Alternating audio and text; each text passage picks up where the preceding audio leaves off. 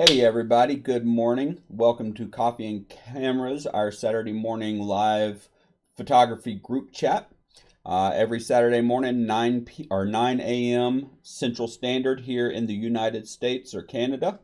You can also catch us, it is Greenwich Mean Time minus 5 hours. So figure out what time you want to check in, and come and join us. You can also make sure and join us with our Zoom meeting where you can talk live instead of through the chat window. Just jump over to our Facebook group. That's facebook.com/groups/photo talk group. And there's usually information in there on how to join us in on the Zoom meeting. That being said, we're going to go ahead and jump on here. It's a nice, quiet Saturday morning. I've only got one or two other people on here, so we're going to start off slow and just take this relaxed. And let me go ahead and get that switched over here.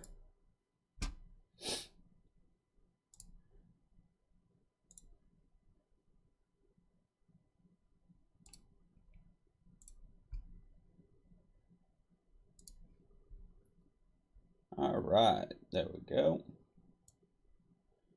So it looks like I got Desiree on here, and I'm running a little behind. Had some technical difficulties this morning. Internet was not cooperating with me. Didn't even have time to brew my coffee.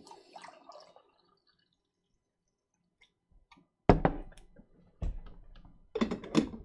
right, how you doing this morning, Desiree? I'm doing good.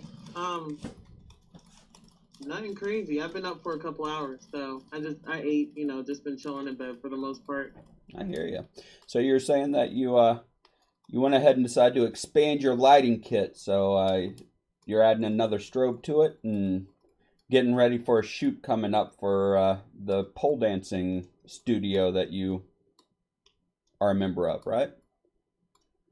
Yep. So on on November 22nd and November 23rd, I will be shooting the Elite Pole and Fitness showcase, which will be located here in Bensalem, Pennsylvania. Mm-hmm. They do two a year. They do one in the spring and then one in the fall. They call it the fall/winter, so they do two of them. Mm-hmm.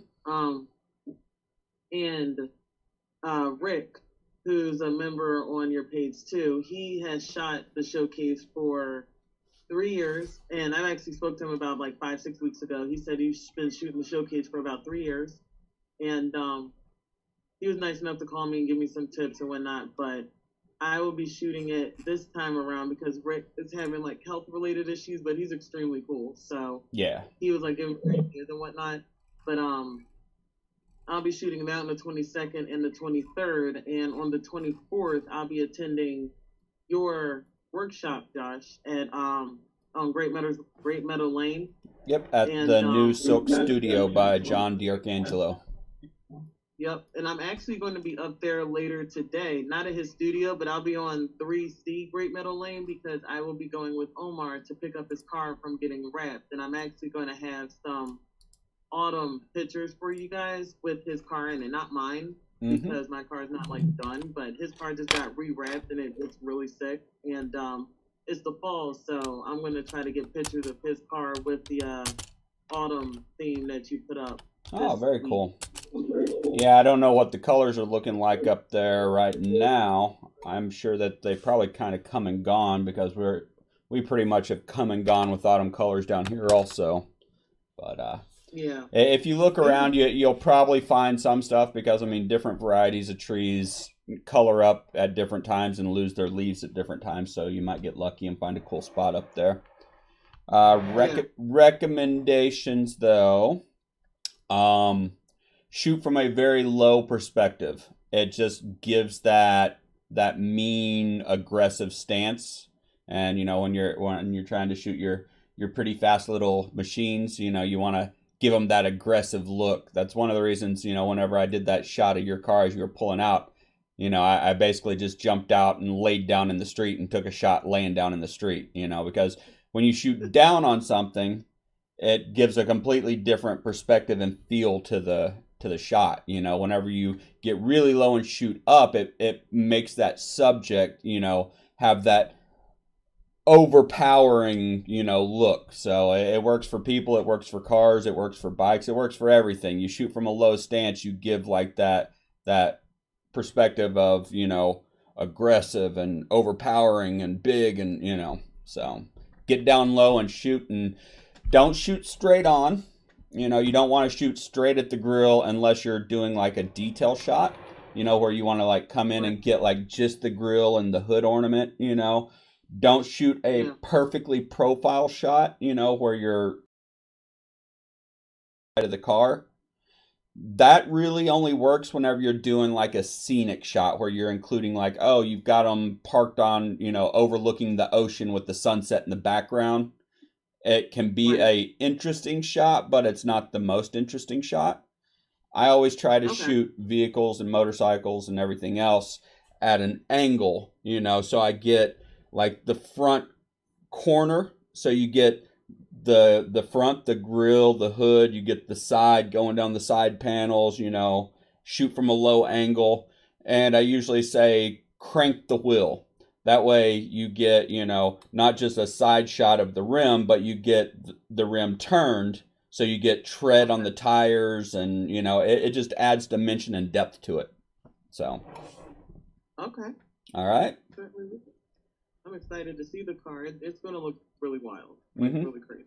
The other thing I would say is be very aware of specular highlights, because obviously with cars and machinery, anything that has metal or shiny surfaces obviously are gonna have really bright highlights and catch lights where it reflects your light sources directly back at the lens. So take a shot, look at it, see if there's a glare or a highlight that is just overpowering, and if it is, you don't have to move far. I mean, literally, you can move a couple inches, and it can completely change where those highlights and catch lights are.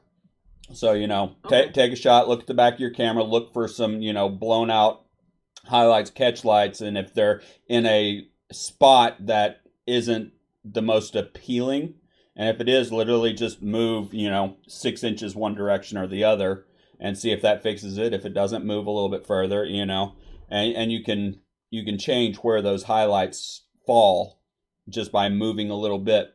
So. Okay. All right. Cool. Thank you. What have you shot? Not a whole lot of anything, honestly. I mean, other than client work, and I don't share or talk about client work because they're paying for those. So even though technically as a photographer here in the United States under copyright law, I own the rights to the copyrights to every image I take, I still feel like they are paying me for a service. They're not paying me to take pictures to share on my own, Right. So, it's one of those things. I haven't had a chance to shoot any personal projects over the last 2 weeks. So, actually what I have been doing is I've been sitting here trying to record some new tutorials to upload to YouTube, so my YouTube channel isn't just completely filled with just coffee and camera and bourbon hour live videos, so right, trying to get back on that train and get the channel built up. So I'll be uploading some new videos probably tonight or tomorrow, so that'll be good. Touching on a few, they're going to be quicker subjects. They're not going to be like full tutorial, like start to finish editing stuff. It's going to be more like talking about specific subjects. Actually, one of the ones that I'm going to upload either tonight or tomorrow morning is actually on what are you doing wrong with the mixer brush. And basically what I'm covering is I see a lot of people because, obviously the new frequency separation 2.0, by Earth Oliver, I believe it was, has become quite popular. I mean, it's kind of becoming the standard over the old frequency separation that just used Gaussian blur. And in the new frequency separation, you use the mixer brush on the low layer to smooth and blend colors and tones. what I've been Okay. noticing from a lot of people posting online and also even doing YouTube videos and tutorials is they're moving the tones around too much, especially on people's faces, which completely Right. restructures their face and it makes them look, even though obviously they're still recognizable because, you see their eyes and their nose and, they look recognizable. They're still Right. changing the structure of their face. They're raising their cheekbones or, they're making their nose look slimmer or wider than it actually is, or they're reconfiguring their jawline. And I don't know if they just aren't noticing that they're making these changes or they just don't care that they're making these changes. But I find it annoying because you're making that person look like something they really are not. And I don't think that they're doing it intentionally. I think they're doing it, because they just don't realize. And a lot of times they're not sitting there toggling before and after to see, oh wow, I really changed the way that person looks. Maybe I should, back that off. So that's going to be one of the videos I'm going to do because I kind of find that annoying personally. I see too many people, especially on YouTube, actually, that are doing, little tutorial videos on how to do frequency separation and with the mixer brush. And right there watching them do it, they're completely restructuring these people's faces. And I'm like, okay, so basically you're teaching all of these hundreds of thousands or millions of people out there in the world that, hey, this is how you do it. And they may not notice that you're restructuring faces also, and so they start doing it themselves, and next thing you know, whatever. So it is what it is. I mean, that'll certainly help. I mean, if being on the other side of the camera for a lot of years, even though Hmm. I didn't like pursue it, like, well, I want to, but I didn't like pursue it like in depth. But I've had pictures of myself edited by a lot of different photographers, like lots of them. Even when I did like when I was modeling for like car shows, when I was with a car as the prop, saw like a difference like in my face and like in my nose and everything like that. And I'm like, I know what I look like, and that was weird. But like, not all of Well, them did it. Some of them did, here's and some of them didn't. here's one for you, and I noticed this years ago, and it's one of my biggest annoyances. There's tons of plugins and one-click solutions out there for photographers and editing, and one of the biggest ones that you hear and see advertisements for all the time is Portrait Pro. And the Okay. thing is Portrait Pro, yeah, it has basically a default setting, and a lot of these photographers, they buy Portrait Pro because they basically just want to click a button and it edits their portraits for them. Well, the thing is that in that default setting, it completely restructures the face and it changes the lighting. So it will actually slim the jawline, enlarge the mouth, slim the nose, move the nose up, enlarge the eyes, move them out. It restructures the face. And then, you've put all this work into setting up your lighting so that you've got this beautiful, directional lighting, whatever, to create the shadows you want. It actually adds highlights and shadows to quote unquote correct your lighting for proper beauty lighting. So it may actually completely reverse the lighting that you had, and it wrecks the images. And that's why a lot of people like you, especially, you notice you're like, wait a second, something's not right. That's not me. I don't look like that. It's Right. because one, they either use something like Portrait Pro and they're just oblivious to the fact that it completely destroys your subject, or Mm-hmm. they're not real proficient with whatever retouching techniques they're using and they're, doing it unintentionally. Or actually, three, you can go into Photoshop into Liquify now, and Liquify has a face aware section in it that actually has little sliders where you can adjust, the size of the eyes, the width of the eyes, the width of the nose, the height of the nose, the width and height of the upper lip, bottom lip, the amount of smile or frown, the jawline, the face. It allows you to tweak all these things. And actually, you've probably seen some of these Photoshop manipulations where they basically take a selfie or a portrait of somebody and they blow the eyes up really big and make like this kind of cool like alien caricature look, you know? Okay. That's what they're doing. They're actually doing that in the face aware in Liquify and Photoshop. So, you know. Okay. Wow. Actually, you know what? That sounds like something fun to do. Since it's just me and you on here right now, let me pull up Photoshop and let me pull up an image. I'll show you. So, obviously, this is the beautiful Miss Ginny B. And I am going to do a Control-Shift-X, which takes me into Liquify. Boom. All right, so you see right over here it says Face Aware Liquify. Actually, you don't see that, or do you? Yeah, you see that. All right, so it says Face Aware Liquify. All right, and sometimes it's shrunk down like this. You just expand it out, and you can see that there's all of these different things you can do here. So you've got eyes, and you can change the eyes individually, or you can click the little icon in between, and it changes the eyes the same. So if you increase the size of one eye, it increases the other eye at the same time, right?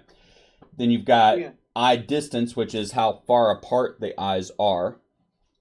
Then you've got nose, and you've got nose height. The nose height basically raises or lowers the tip of the nose, all right? You've got nose width, which actually widens or shrinks the width of the nose. You've got mouth, which you've got smile. You've got upper lip, lower lip, mouth width, mouth height. And then you've got face shape. And face shape allows you to increase or decrease the size of the forehead, the chin, the width of the jawline, and the width of the overall face. So, I mean, let me just go right back through those in reverse order. So face width, if you see I grab it, you can see her face just shrunk whenever I go to the left. Or if I go to the right, it widens her face. And then I can just zero it out. Jawline doesn't do the entire face. It only does the jawline. So basically anything below the cheek. So you see that moving back and forth through there? Yeah. All right. And then chin height, obviously. You can see I just shrunk her chin, or I can make her chin longer. What? Yep. And then forehead, make the forehead taller, make the forehead shorter. All right. Mouth height, this one basically, it's more of if they have a smile, it will make it look like, you know, it's parting the lips more. Mouth width, obviously, is how wide or narrow the mouth is. Lower lip is how big or little you want that lower lip. So it's like it's Photoshop or Botox injections or lip plumping or whatever they call it. Sheesh. And then upper lip, same thing. And then the smile, actually, I find sometimes looks kind of natural. So you can actually increase the smile. So you see, if I sit here and toggle that on and off. Wow. And you can actually go the opposite direction.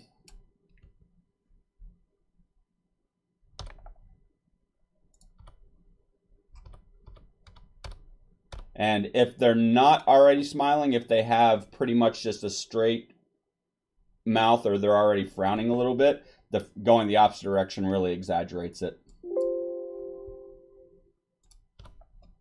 That's wild. Yep. And then nose height. You can see I just move her nose around her face up and down. Nose width. So it's Photoshop nose jobs there. Eye distance. What? Uh-huh. Eye size.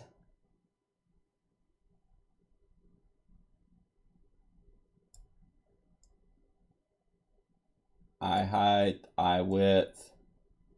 So the people that are doing those alien looking things, a lot of times what they're doing is they're going really big on the eyes and exaggerating them. Okay.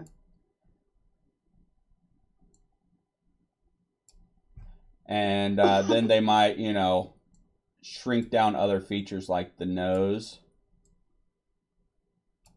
And they might shrink down, the mouth itself. And what they'll do is they'll go ahead and they'll apply it.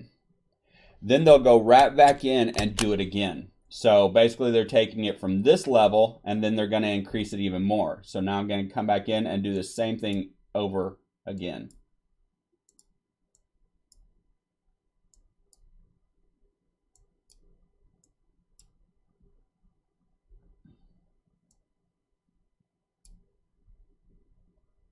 She don't even look like a real person anymore, man. I know. Well, that's the thing. They make like this alien look, which is kind of a thing. There's actually a famous painter that does a look that this is very reminiscent of, and I forgot what their name is. Very popular though. So, I can sit there and do that again. And honestly, then I can actually just go up to filter and I can just keep doubling up.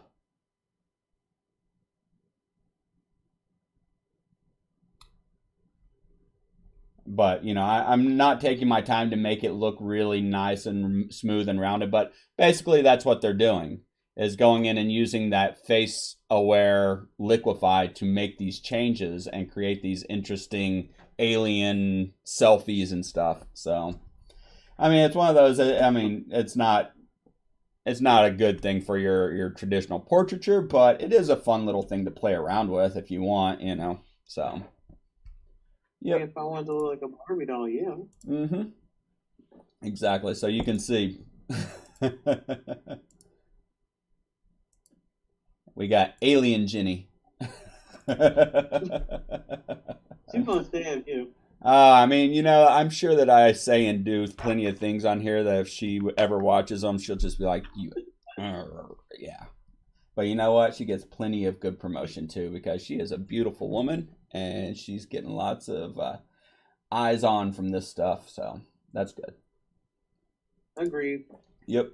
That's great. Hey, I see Elise Leibowitz. She has actually joined in on I went blank. YouTube Live. There we go. She actually commented, it says, "Good morning. I once tilted up the corners of a client's mouth because we both liked the image, but she looked a little sad." Yes, I will agree. I have done the same, but the thing is a little goes a long way. And so even using that, I might bump it maybe 5 to 10 in one direction, but no more. Just barely turning the corners, because once you start to go too far, then it starts to look unnatural, and most likely it's not the shape their mouth looks when they smile in real life, because we've got all of these little tiny muscles that control our lips and our smile and our frowns and everything else, and just curling the lips may not be how they naturally look when they smile because of the way that their muscles work and their smile is. So yeah, I usually avoid doing any kind of facial manipulation at all in Photoshop. So, Elise, you're more than welcome to jump over in the Zoom meeting and talk live with us. I know there's a delay in the chat on YouTube Live. If you jump on, actually, you know what? Let me just post it in the chat here. Man, that just freaked me out too. I'm like, good grief. All right. You can actually jump on. There's the link for the Zoom meeting. That way you can just jump on that way, at least if you're still hanging out on here. Or anybody else that's hanging out watching this live on YouTube, you can jump in the Zoom meeting right here. Just make sure you're not naked when your webcam kicks on. Because, I don't want to have my video flagged for nudity. Oh, Josh. Hey. There's nothing wrong with nudity. I'm just saying that, online, everything has to be at least PG-13. No, I know that. That was just the most random comment I've ever heard. Well, I'd say that because actually people have actually jumped onto the Zoom meeting and not realized that their webcam kicks on automatically. And, one, they're either sitting in a spot that they really would not like the world to see, you know, or they're sitting there in, certain dress or lack thereof that they really don't want, people to see, So that was just my warning so that, they're not sitting here, especially since this is streaming live. If it was pre-recorded, I could edit it out. But streaming live, I can't take that back and it can't be unseen by the world. So Oh, no. Yep. Oh, Lisa said her microphone isn't attached and she has a bad cold, so her voice is shot anyways. Oh, well, I will keep an eye on the chat over there, and I may be a little slow to respond because, it's just one more thing for me to pay attention to and all the windows going on here. I got 3 screens going.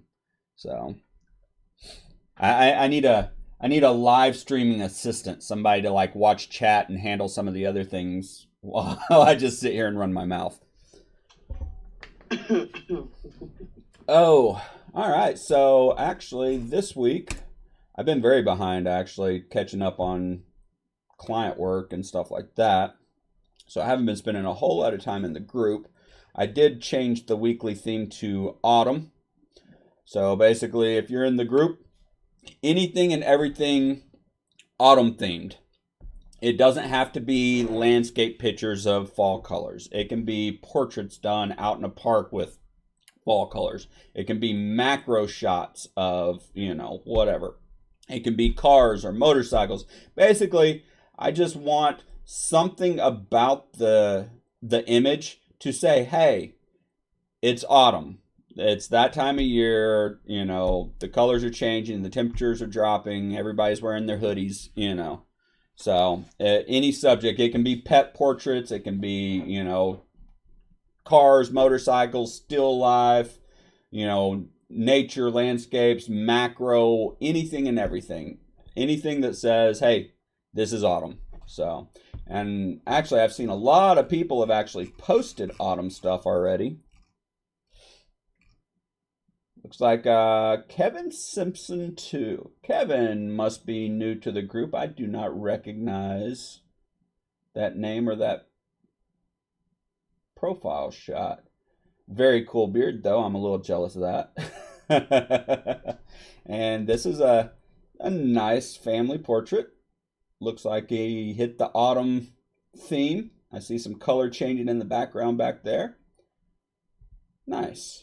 And I'm going to circle back around. I'm not going to put a whole lot of talk into a lot of these today. We're just going to kind of scroll through, and I'll circle back into the group later today and actually just comment on them directly rather than in the video.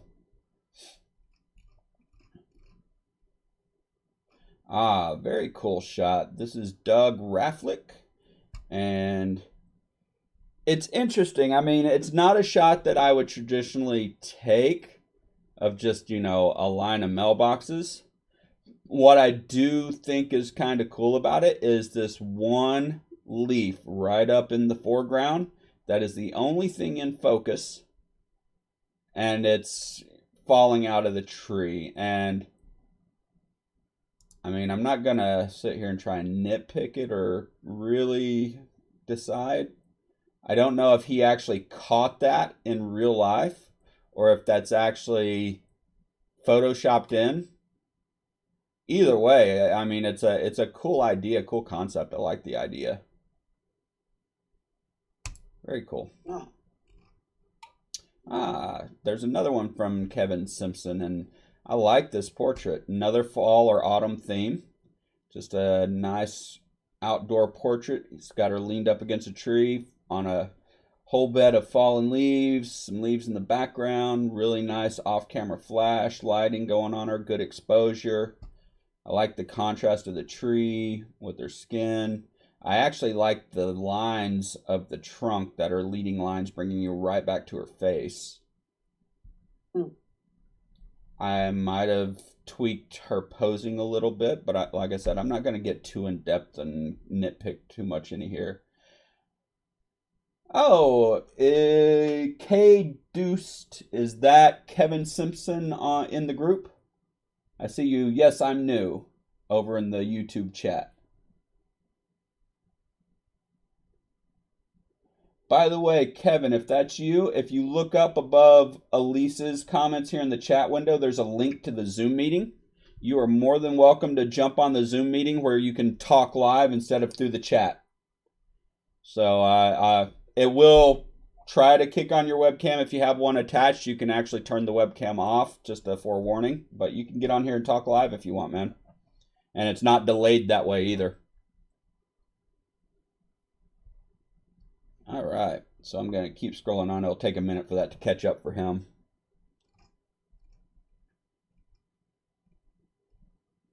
Chuck Wildley. This actually reminds me of a lot of stuff around here locally. Because I like to go down to the White River, which is the river that runs right here through northwest Arkansas and links between a lot of the lakes. And I live just off of Beaver Lake. And down below the dam on White River is really good trout fishing. So I'll go down there before sunrise and go trout fishing. And in the mornings, especially in the warmer times of year, summer and whatnot, the water that's coming down the White River is actually coming out from below the dam. So it's really, really cold. And then, you know, it will sit there and have like this foggy look on it, which is always interesting. So I see Jim join the conversation, but I'm not sure which Jim it is. Normally Carnes jumps up as Jim C, so I'm thinking this might be a different Jim. Jim, say something.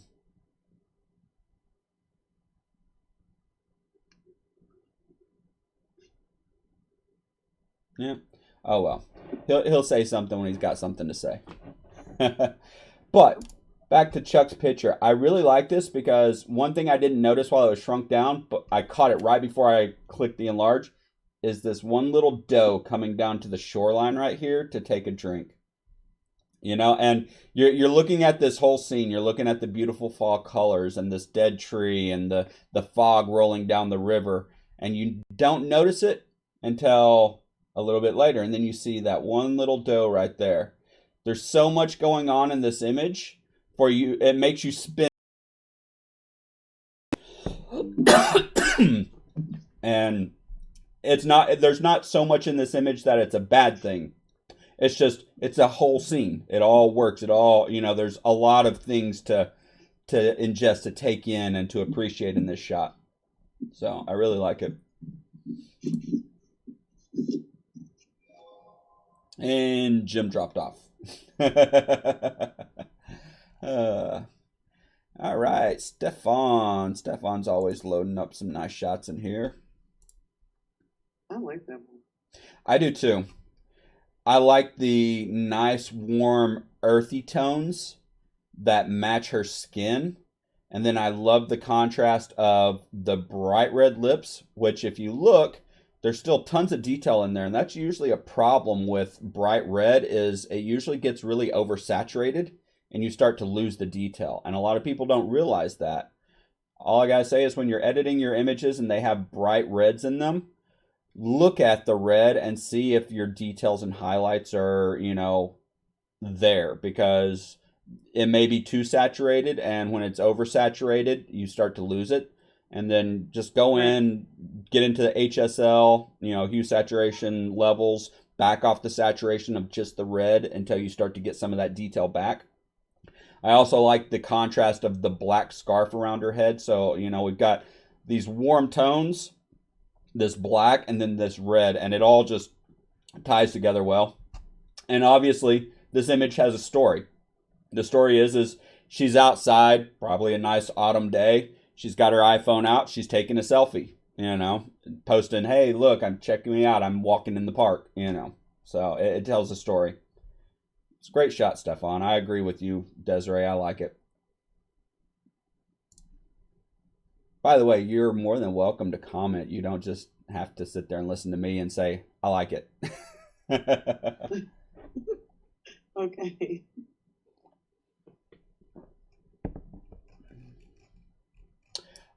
Oh, yeah. This is another shot by Chuck. Chuck, I take it, likes to do landscapes and nature. And this one I really like, and I believe that somewhere in the description he said this was Central Park. Let me expand it out. Yep, Central Park in New York City over at the Bow Bridge. I like this shot, even though, I mean, I don't know if it's just because of the upload to Facebook or whatever. I mean, it's not sharp and in focus. What I do like is that from the angle he was shooting, the reflection in the water is all of the golden leaves on the tree, which basically turns the entire pond into this golden liquid, right? And then you've got the mallard, swimming across the top, and it just really sets him out. If this was another time of year and all of the water was green or murky looking, he wouldn't stick out nearly as much as he does on this big sea of gold. So I really like how that worked out. I mean, I'm just glad he kept the color of the duck intact because I've seen some pictures of like animals, Oh yeah, like ducks and everything, where the colors they like disappear into the picture sometimes. yeah. Well, Especially with here's animals. another thing I want to point out since actually talked or touched on the red a minute ago. I like the fact I can still see that there's tons of detail right here in the mallard's head and all that green. And that's a problem for a lot of people is they'll try and oversaturate their picture, and especially when shooting mallards, that iridescent green head, it will get oversaturated and you lose all of the detail in the green. And here, even though the image is, probably compressed by Facebook or whatever, I can still see all of the little micro shadows that give the feather detail in this color. So he didn't oversaturate it, which is great. Oh, look at that beautiful shot. And I know I commented on this. This was over at Longwood Gardens, you said. And my one Yep. comment was actually composition for this one. So since you're actually on here, I'm going to download it real quick so I can play with it. Okay. I've been to Longwood before that weekend. Like I said, I've heard of the place, but I've never actually gone there. Uh-huh. My friend's fiance is the one who picked out the place, so I didn't know with like that many types of flowers in Longwood in that place in the greenhouse. That's where this was, amongst other stuff that I have not even edited yet. Um, which actually reminds me for actually no, I already asked you that. Oh, my brain that is not here. It's all right. I didn't even know how to like crop that. So seeing this is actually gonna help me out because I have other pictures of flowers that I took besides this one. Well, here's the thing. You've got two things in your entire frame that are in focus, and that's the flowers right here in the foreground and this leaf. Everything else is a really busy menagerie of bokeh and colors in the background, which I actually find kind of distracting, and it's a lot of negative space. So basically, I was just saying in my comment, get rid of that negative space.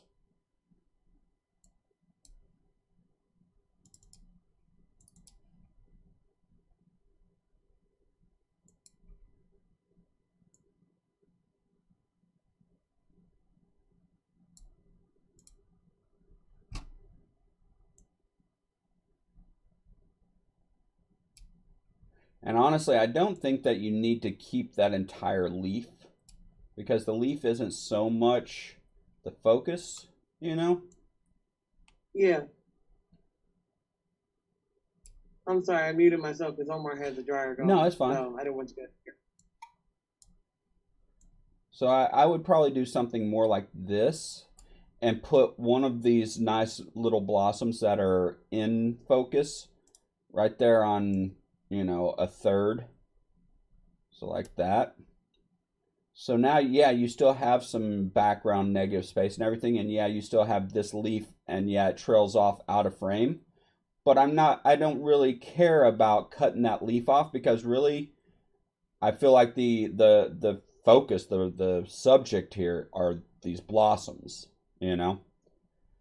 So, Oh, yeah. so if you get rid of all of that other stuff going on in the frame here, you see that filling the frame with just this and leaving a little bit of this in the background, gives that scene in context still, but makes this a lot more, the primary. This is the subject. This is what I want you to be looking at,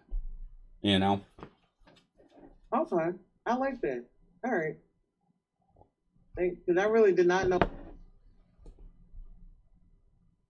Your mic just went mute. So I see your lips moving, but I can't hear you. Sorry. It's all right.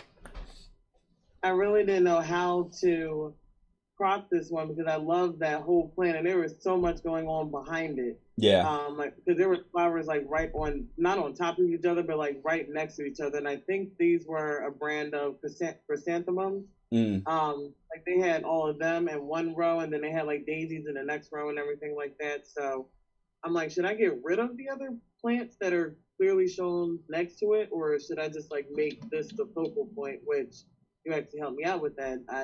Making this the focal point is not going to hurt it at all. Yep. Yeah, I mean, with everything else, if I undo this, with everything else in frame, like I said, since it is such a shallow depth of field and everything is so far out of focus behind it, it basically becomes a giant sea of negative space, right?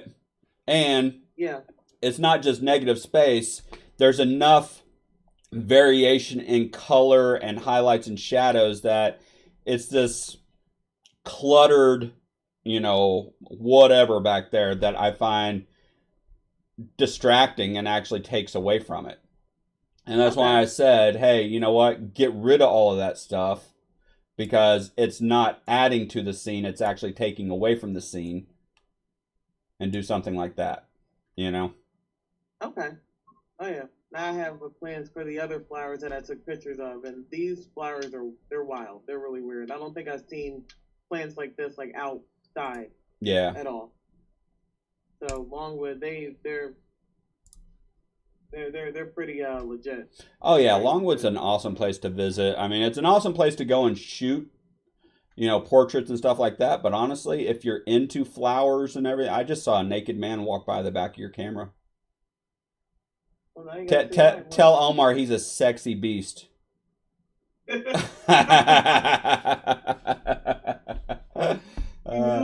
He wasn't really naked. He had a towel or shorts or something on. I just saw him like streak out of your closet though. Well, say hello. What's up, guys? What's up, Omar? How you doing today, brother? Good thing I didn't give you the full frontal. Exactly. I gotta keep my channel 13 at least. I know I've got a foul mouth and I don't always, realize when I slip up and curse, but oh well. Tell him about your car, man. So I was telling him we're going to go pick it up and I'm going to get pictures of it. He was telling me how to shoot the car. Yeah, definitely going to get some new high-resolution shots of the car for sure. Nice. So you're getting it rewrapped or? Yeah, it's all done. It's cool. Two-tone, half red, half black. Ah, cool. With the half red, half black, how is it separated? Top, bottom, diagonal, whatever? Split through the middle. I guess it would be vertical? Yeah. Yep. Right down the middle of the car. Oh, cool. Cool. I will keep an eye out for those. Yep. See, I got to get pictures of Genie too. How about that? Yeah, absolutely. All right. And I was telling Omar that I'm going to be at John Silk Studio, which is at 8B Great Meadows Lane. Yep. The person who does our car, he's at 3C Great Meadows Lane. So he's like in that same complex. Yeah. Gotcha. Yeah.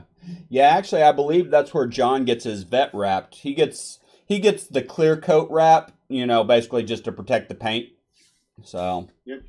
Yep. You guys are gonna be right next door. That's crazy. Yep. And actually, that if he had a little bit bigger studio space, that would be a perfect business opportunity right there, is, shooting people's cars that are getting done. Because you know what? People that spend that kind of money on their cars like to show off their cars. And it doesn't just mean driving around. They like to have pictures done and, wall art printed to hang at home and, so. Yep. Oh, yeah. He's had his car drawn by a gentleman who lives in the UK when it looked completely different. Yep. But this dude actually redrew his car all the way down to the cracks in the street where Omar was parked in the original picture. That's awesome. Actually, you know what? When it comes to trying to get business in photography, think about niches where people spend a lot of money without even a second thought. People that buy collector's cars, muscle cars, or they build high-end tuners, or, and they sink tons of money into their cars. Think about it. It's a vanity thing to them. What goes really well with anybody that is vain?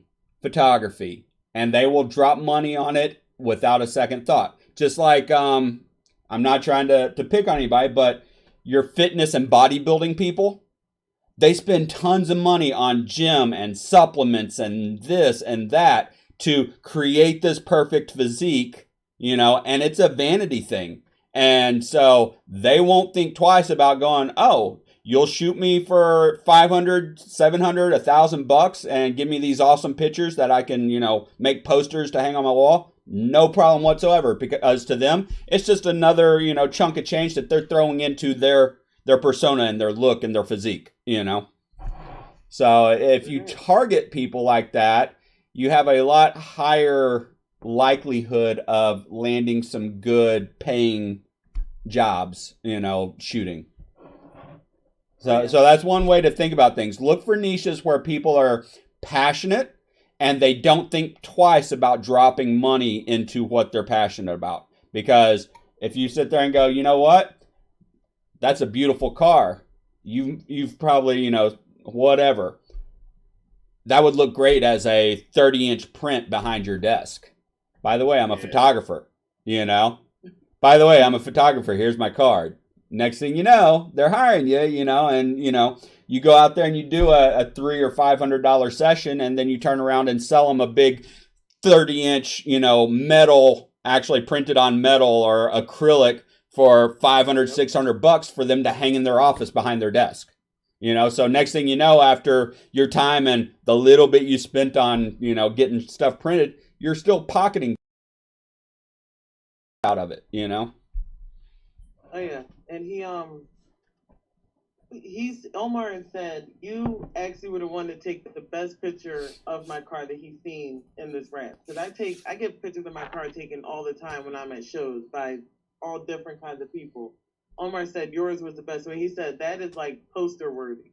When they do like posters and whatnot for shows, they're like, this shot is poster worthy because it's actually showing your vehicle and like how it gets everything done. So he's like, you took the best picture of my car you've ever seen. All right, I see Kevin has jumped on the Zoom meeting. How's it going, Kevin? Nice to meet you. And I think he muted his mic. And I see Stefan Scott joined us over on YouTube Live. Says, I made it finally. And I scrolled back up to the top of the group and refreshed it because Elise commented in the YouTube Live and said she uploaded an older photo that needs a lot of work, but she still loves it. And actually, you know what? I'm not technical or anything here. I like that shot, Elise. It's a very pretty shot. I love it. It's country. She's out. She's in the pasture, just leaned up against the horse. You've got the autumn colors just starting to change in the background. I'm not going to... You already commented needs a lot of work, so I'm not even going to bother trying to critique it, because I'm sure you have a pretty good idea of what you want to do to it already, if you want to do anything, because honestly, I like it. I mean, the one thing that's kind of odd to me is just the pose. It almost looks like she's leaning back on the horse, but then it also looks like she's not leaning back on the horse. It's like there's a couple of inches floating between, and she's got her arm just kind of up there, you know. So the pose is kind of the thing, but you can't change that in post.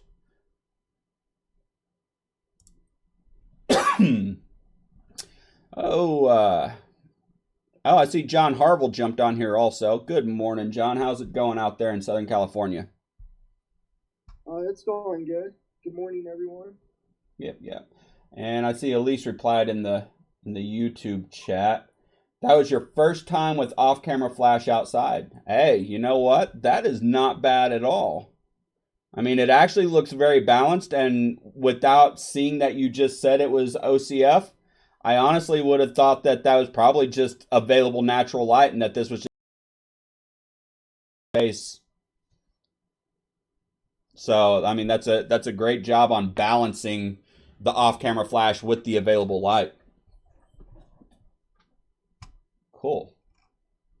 Scrolling down. Oh, since John jumped on here, this was actually up towards the top, and this was John's got a local tattoo parlor that he goes and he gets work done, and he also does a lot of work for them. And he's always posting really cool, almost I would call journalistic style. Like he's catching them in the moment, you know, doing what they do. It's not, you know, staged, it's not posed, it's not a portrait, you know, it's almost journalistic. Like, hey, I just walked into the shop and the artist is sitting there, you know, sketching out some new designs for a client or whatever, you know.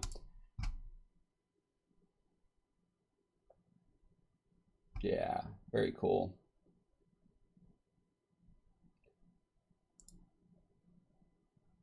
Yeah, I love going down to the tattoo shop. Matter of fact, Sunday I'm getting some work done.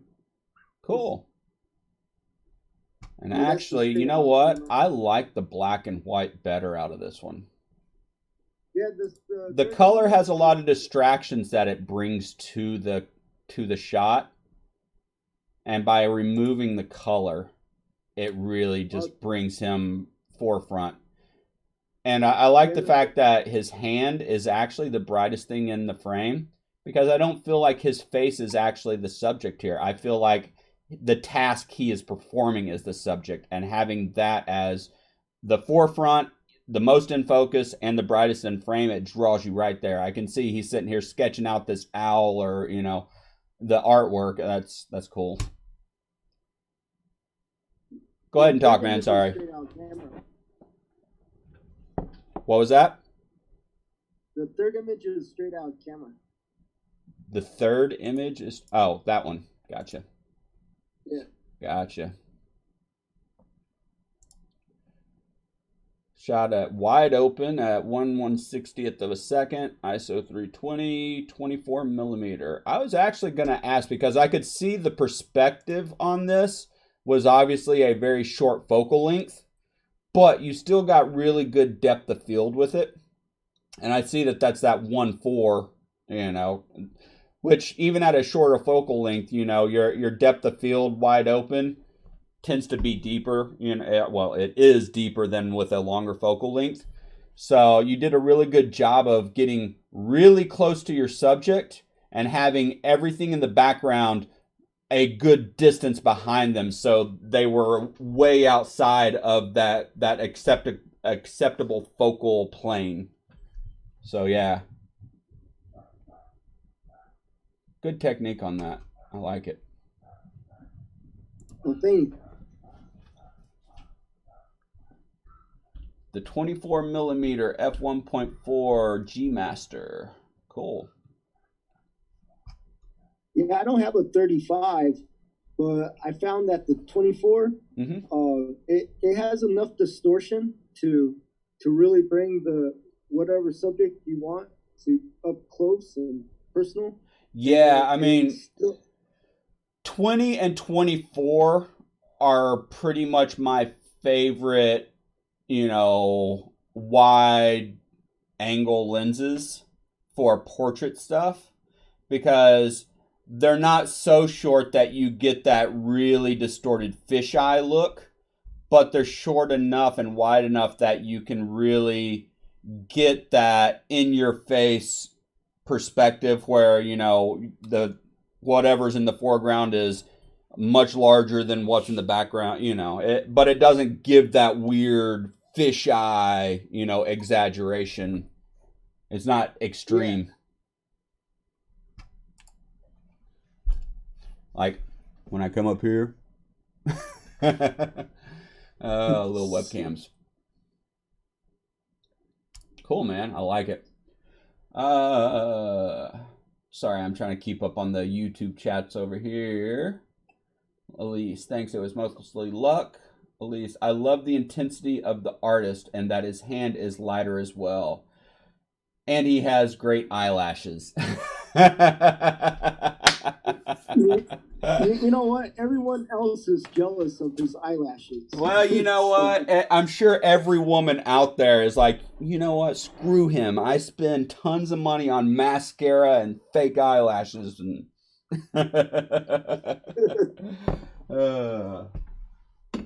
sorry, I had to refresh my coffee cup. Yeah, great shot, man. Oh, so I see Kevin is still on the Zoom meeting, but I think his microphone is muted. Kevin, if you hear me, say something. How you doing? Hey, Kevin. How you doing, brother? Not too bad. Good. Nice to meet you. By the way, I am not familiar with you, and I don't mean anything bad by that. I just saw you popped up in the group. So introduce yourself. Tell us who you are, where you're at. I'm also in Southern California. I only know of this group because John, I would see John's post because it's a public page. Yep. So I quietly joined and yeah, I've been doing photography, or at least portrait photography, for a little over a year now.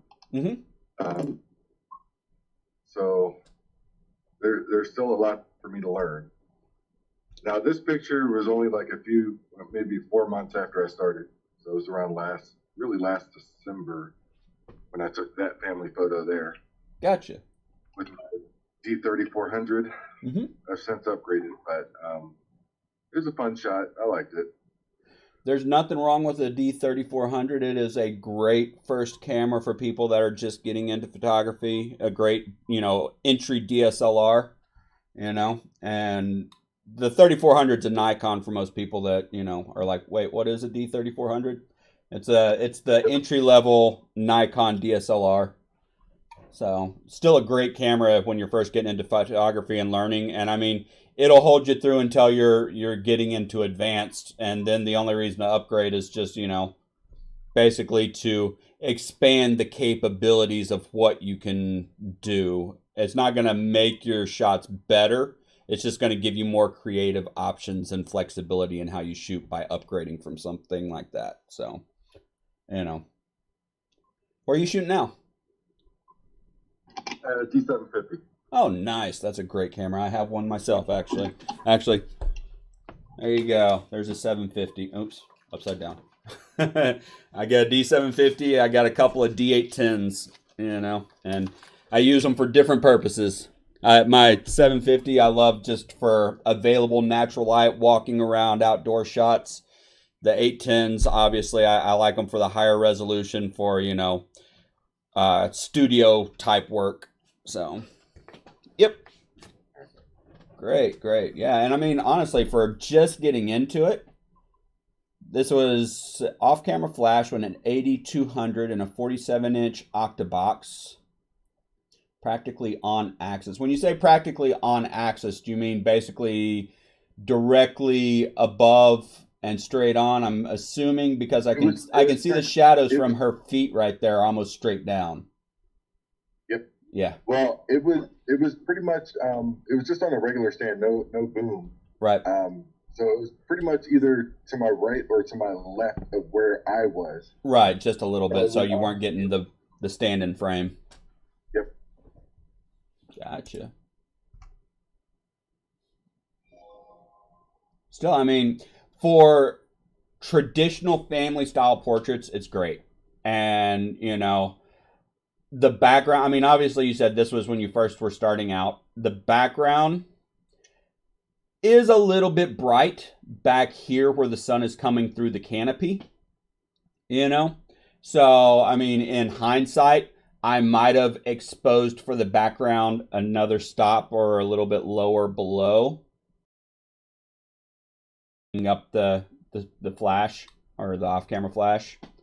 But even this image is great. I mean, you've got great exposure throughout. And they're framed in nicely, you know, with the trees and the trunks and everything. And, you know, it's a good, I like the staging you did in their position. Honestly, what I would probably do with something like this is, yeah, I know it's a scenic shot. Do you mind if I grab this real quick and just throw it in so I can crop it down? Kevin? Oh, he dropped off. I'm going to do it anyways because I'm that guy.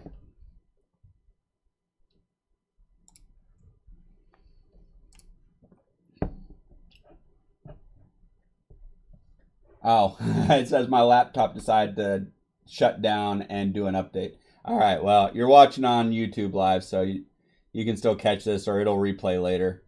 The one thing I would say on this is I might bring the crop in tighter.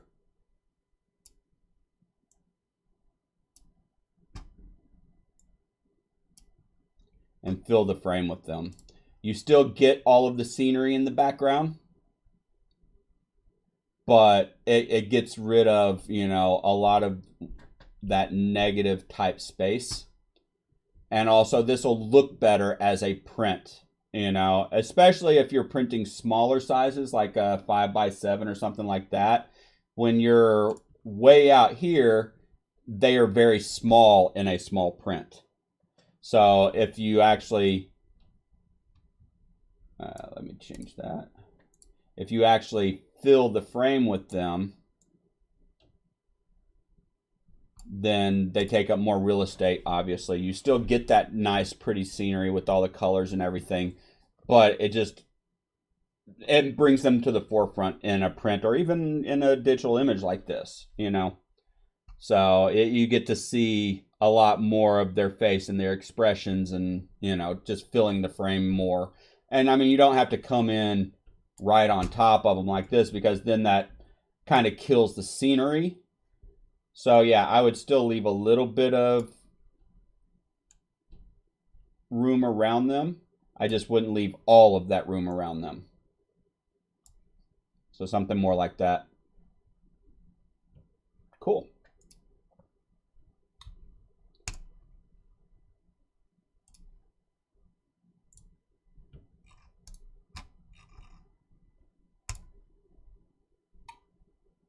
And I know that we talked about this one also. I didn't read the actual thing here. Met with this model last month, got a good number of shots. 85 millimeter at f2.5, 1/800th of a second, ISO 160, Explorer 600. That's the Godox or flash point with a 40-inch collapsible beauty dish camera left. So I'm assuming he was using high-speed sync because it was at 1/800th of a second. ISO was relatively low. That's good. I'm assuming that obviously having it wide open like this was to give the shallow depth of field. Shooting fast at a low ISO was to get the exposure down of the background. And then obviously bringing in the off-camera flash, which he had to use high-speed sync because of the shutter speed to give the exposure he wanted to achieve on his subject. Oh, I see Desiree just jumped back on. I kept losing everybody for some reason.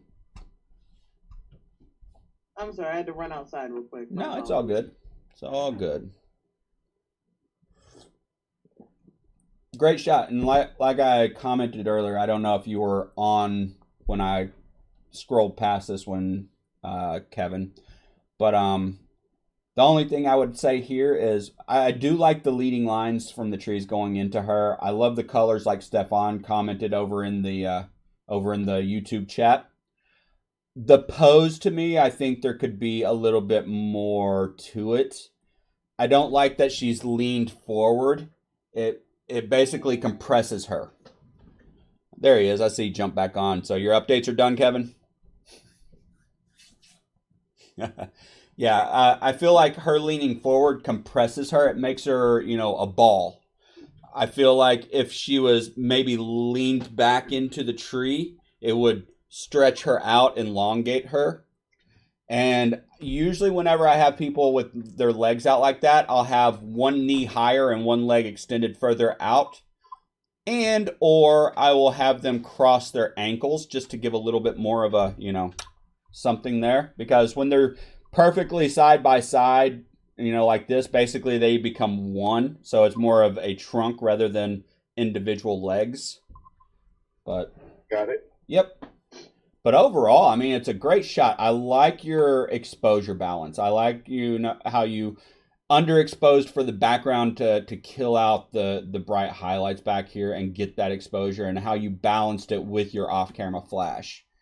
And like Stefan commented over on YouTube, I love the colors here. I'm a really big fan of warm earth tone colors, especially with people's skin. So yeah, I mean the one thing. Go ahead. I had to manipulate the photo though. No, that's fine. I mean, we all manipulate them, and some more than others, and it just depends on the photo. But go ahead. What'd you do to it? Well, and as far as the background, and the leaves on the ground, sure, they were pretty much brown. But in the background, it was still green. Oh, okay. I had to change that because I wanted to do more of a fall look for this particular shoot. So I had to make it appear as if it were fall. Gotcha. Are you working in Photoshop, Lightroom? What are you using as your editor? Photoshop. Okay. Off the top of your head, which adjustment layer or what did you use to change the hue of the leaves? I did a selective color adjustment. So I think I was playing around with my yellows. Well, okay. I played around with quite a few yellows and reds to get to the color I have here. So gotcha. Did you do that in the camera raw filter in Photoshop, or did you do it with one of the adjustment layers like hue saturation or curves or levels? Well, I did a selective color adjustment layer in Photoshop. Okay. Yeah. Cool. Very cool. Yeah, I mean, that's one of those things. I mean, a lot of the autumn shots that everybody sees online were not shot in the autumn. You would be surprised. I would say more of the autumn shots that you see online are fake than there are real, because we have the luxury of having Photoshop and other photo editors where we can change the colors of the leaves and everything else. I can go out any time of year and find a pile of dead leaves by a tree. And it doesn't matter what color the foliage is in the background. I can change it. And there you go. It's autumn, So we do have that luxury nowadays. The one thing that does kind of throw me here, and it's a wardrobe thing on her part actually, is the brown boots with the black dress.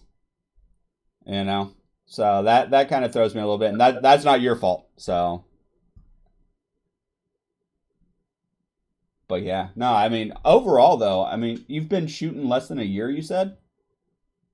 Just a little over, almost a year and a half now. Good, man. You're definitely coming along at a great pace. If you're putting out on this.